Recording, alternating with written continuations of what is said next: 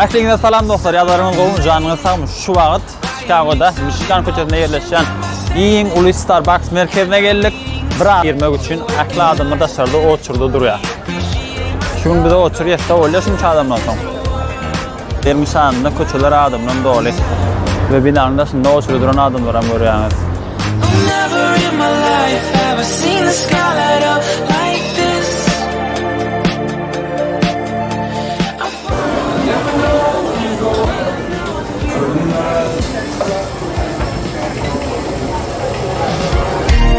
Mission control, do you read me?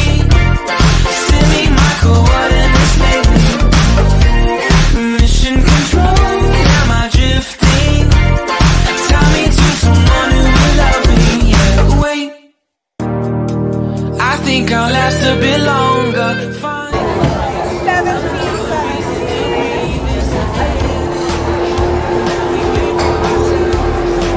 Aslında salam dostlar, yazarımız olmuş canınız sağmış. Şu vakit Chicago'da Michigan köçesinde yerleşen eng ulu Starbucks merkezine geldik. Birazdan hani içine gireriz, içinin dizaynını görkezlerin, daşına karışan adamların barını size görkezlerin. Gezelencimiz devam ediyor. Şu vakit geldik Starbucks merkezine girmek için aklı adamlar dışarıda oturdu duruyor. Diğerse bizim daha da bir yerden oturuyor. Duruyor. Şimdi bize oturuyorsa öyle şunca adamdan sonra. Bizde var minimum 500 adam var, kaynam var. Oturdu durandan sani. Dostlar teyze Michigan'da köçeler adamdan dolu. Aklı kişi bayramçılıklara tayarlık görüyorlar. Yine bizim diyen yerimizde Starbucks merkezine yine şu bina Starbucks Reserve Roaster diye. Şu binada dünyanın en ulu Starbucks merkezi dostlar şu yeri.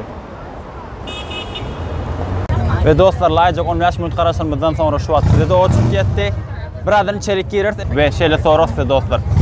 Aranızda kofe halayanlar var mı? Ya da dine çay içeceğiniz mi? Eğer kofe halayanlarınız var olsa Starbucks'ın önümlerinin içenleriniz var olsa kaysını halayanız? Cappuccino, latte, macchiato ya da regular kofelerden. Kim öz fikrini, özün halayan önümünü komentara yazıp bilir.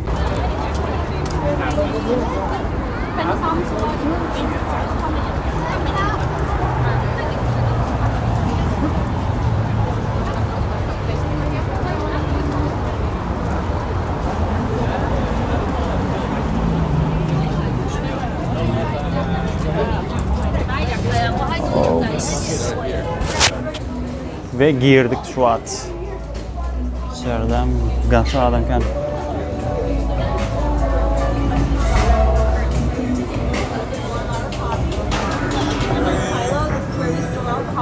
Gurrun verenler var yine.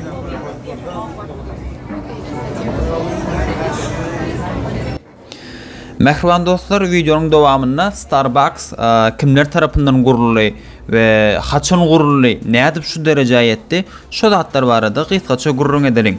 Starbucks dostlar San Francisco Üniversitesi'nde işleyen 3 tane muallim tarafından kuruluyor. Onların adları Jerry Baldwin, Zev Siegel hem de Gordon Bowker. Onların maksadı ilk başta bu kofe magazini açmak değerli. Onların maksadı dine kovu kofeleri ve kofe maşinlerini getirip satmaktı.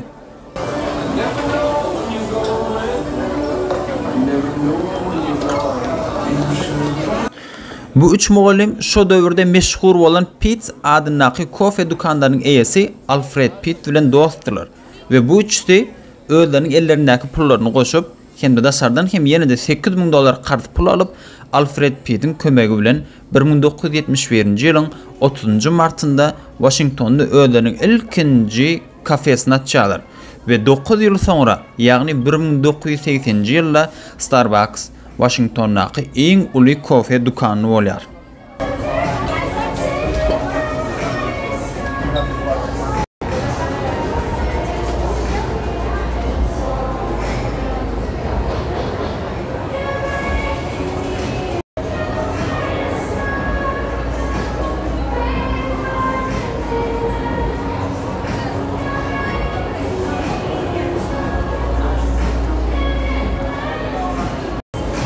Mehriban dostlar 1982 yılda Starbucks'a Howard adına təzə işgər qoşulya.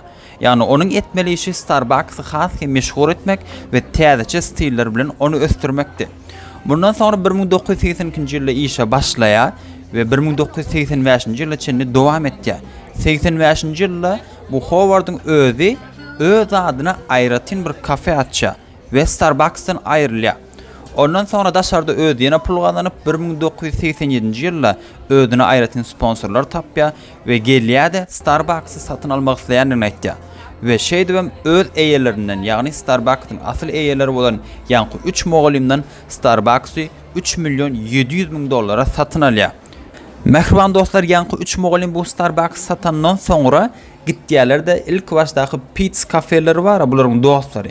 Gitýärlerde şondan kafeni satyn alýarlar we häzirki wagtda da şu Pete's kafeniň eýeleri Starbucks'ın öňki eýeleri. Howard'ın Starbucks satyn almanyň asyl maksady bu markany başka şäherlerdeki açmak ve hasda ulatmakdy. Ve 1989-njy ýyla çenli jemi 46 sany kafe açyldy. 1992-nji ýylda bolsa kafeleriň sany 130-a ýetipdi. Hemde ýyllyk gazancy 72 milyon dollara ýetdi. 1996-njy ýylda Amerikadan daşarda ilkinji gezek Tokyo'da Starbucks merkezi açıldı. 2007-nji ýylda bolsa Rossiýada ilkinji Starbucks merkezi açıldı. 2007-2008-nji ýyllar aralygynda dünýäniň her bir ýerine, her hepde bir magazin açylmaga başlady we häzirki wagtda 40 ýurtda jemi 28218 sany Starbucks magazinleri bar.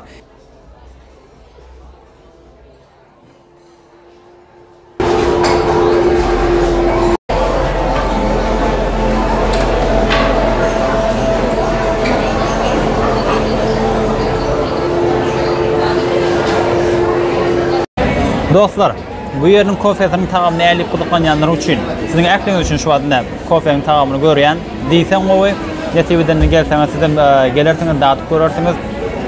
Şeýler bilen dostlar, videomyň şu ýerde soňuna gelýär. Indiki videolarymyzda görüşýänçe hoş sag bolun, janyňyz sag bolsun, kanala agza bolmagy, like basmagy, kommentar ýazmagy, dostlaryňyz bilen paýlaşmagy ýadyňyzdan çykarmaň. Täze ýyllaryňyzdan gutly märak bolsun. Hoş sag bolun dostlar.